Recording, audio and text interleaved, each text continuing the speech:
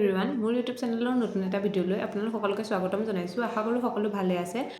মই এটা নতুন টপিকৰ ওপৰত ভিডিঅ' বনাবলৈ চেষ্টা কৰিছোঁ। আগতে মই এনেধৰণৰ ভিডিঅ' কেতিয়াও বনোৱা নাই আৰু এইবাৰ প্ৰথমবাৰৰ বাবে এনেধৰণৰ ভিডিঅ' বনাইছোঁ। গতিকে ভিডিঅ'টো শেষলৈকে চাব আৰু কেনেকুৱা হৈছে কমেণ্ট কৰি জনাব। অনুমান কৰা হৈছে বিশ্বৰ আটাইতকৈ সুৰক্ষিত যাত্ৰা ব্যৱস্থাই হৈছে বিমান যাত্ৰা।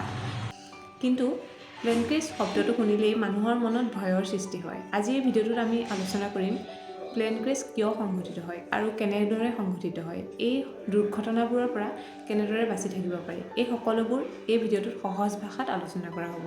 আপোনালোকে ভিডিঅ'টো শেষলৈকে চাবলৈ নাপাহৰিব আৰু ভিডিঅ'টো চাই কেনেকুৱা লাগিল কমেণ্টত জনাব। প্লেন ক্ৰেছ বুলিলে বুজা যায় যে যেতিয়া এখন বিমানে উৰণৰ সময়ত বা উৰি থকাৰ মাজত বা লেণ্ডিঙৰ সময়ত যেতিয়া নিয়ন্ত্ৰণ হেৰুৱাই দুৰ্ঘটনাত পতিত হয়, তেতিয়াই আমি তাক প্লেন ক্ৰেছ বুলি জানিব পাৰিম। এতিয়া আমি জানিম প্লেন ক্ৰেছ কিয় সংঘটিত হয়। আচলতে বিমান দুৰ্ঘটনা কোনো এটা কাৰণত সংঘটিত নহয়। বিভিন্ন ধৰণৰ কাৰণ একেলগে গোট খাই বিমান এখনৰ দুৰ্ঘটনা হোৱা দেখিবলৈ পোৱা যায়। এনেবোৰ দুৰ্ঘটনা হোৱাৰ মূল কাৰণ হিচাপে আমি যান্ত্ৰিক ত্ৰুটি যেনে ইঞ্জিন বিকল হোৱা, ব্ৰেক ফেইল হোৱা আদিৰ কথা উল্লেখ কৰিব পাৰোঁ। ইয়াৰ পাছতে আমি উল্লেখ কৰিব পাৰোঁ মানৱীয় ভুলৰ কথা, অৰ্থাৎ পাইলটৰ ভুল সিদ্ধান্ত, যোগাযোগত ত্ৰুটি বা গণনাত ত্ৰুটি আদিৰ কথা উল্লেখ কৰিব পাৰোঁ। ইয়াৰ পাছতে আহিল প্ৰাকৃতিক কাৰণ। প্ৰাকৃতিক কাৰণ বিভিন্ন ধৰণৰ হ'ব পাৰে, যেনে ধুমুহা, বজ্ৰপাত, বৰফ জমা বা চৰাই বিমানত লগা। বিশেষকৈ এনে সমস্যাবিলাক টেক অফ বা লেণ্ডিঙৰ সময়ত বেছিকৈ দেখিবলৈ পোৱা যায়। এতিয়া আমি আলোচনা কৰিম প্লেন ক্ৰেছ কেনেদৰে এৰাই চলিব পাৰে বা বিমান দুৰ্ঘটনাৰ পৰা কেনেদৰে আঁতৰি থাকিব পাৰি। বিমান দুৰ্ঘটনাৰ পৰা আঁতৰি থাকিবলৈ হ'লে উৰণৰ আগতে এখন বিমান সম্পূৰ্ণভাৱে পৰীক্ষা কৰাৰ খুব বেছি প্ৰয়োজনীয়তা আছে। তাৰ পাছতে সৰু সৰু সমস্যা থাকিলেও সেই বিমানখন উৰণৰ ক্ষেত্ৰত বাধা অনাৰ খুব প্ৰয়োজন আছে। তাৰ পাছতে আহিল পাইলটজনক নিয়মিতভাৱে প্ৰশিক্ষণ দিয়াৰ খুব বেছি প্ৰয়োজন।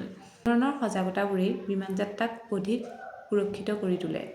আমি সকলোৱে জানো যে আধুনিক বিমানবোৰত বহুতো উন্নত পৰ্যায়ৰ সুৰক্ষা ব্যৱস্থা থাকে। এতিয়া আমি আলোচনা কৰিম আধুনিক বিমানবোৰত কেনেধৰণৰ সুৰক্ষা ব্যৱস্থা থাকে। এখন বিমানত ব্লেক বক্স থাকে আৰু সেই ব্লেক বক্সতে বিমানৰ সকলো ধৰণৰ তথ্য সংৰক্ষণ হৈ থাকে। লগতে দুৰ্ঘটনা কেনেদৰে সংঘটিত হ'ল বা কিয় সংঘটিত হ'ল সেই ব্লেক বক্সৰ জৰিয়তে জানিব পৰা যায়। ছেফটি বেল্ট হৈছে বিমান এখনৰ যাত্ৰীসকলৰ বাবে সুৰক্ষাৰ এক অন্যতম ব্যৱস্থা। ইয়াৰ পাছতে আহিলে অক্সিজেন মাস্ক। যেতিয়া কেবিনত চাপৰ পৰিমাণ কমি যায় তেতিয়া এই অক্সিজেন মাস্কখন স্বয়ংক্ৰিয়ভাৱে ওলাই আহে।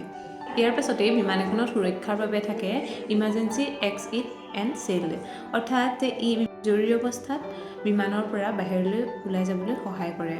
পাছতে আহিল ফায়াৰ ৰেজিষ্টেণ্ট মেটেৰিয়েলছ, অৰ্থাৎ ই বিমানত জুই বিয়পোৱা বহু পৰিমাণে কমাই তোলে।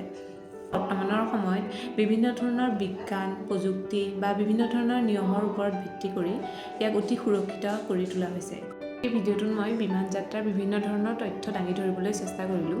যদিহে আজিৰ এই ভিডিঅ'টো চাই আপোনালোকৰ ভাল লাগিল তেনেহ'লে ভিডিঅ'টোত এটা লাইক কৰিব, কমেণ্ট কৰিব, লগতে ভিডিঅ'টো শ্বেয়াৰ কৰি দিব আৰু মোৰ চেনেলটো ছাবস্ক্ৰাইব কৰিবলৈ নাপাহৰিব। বাই।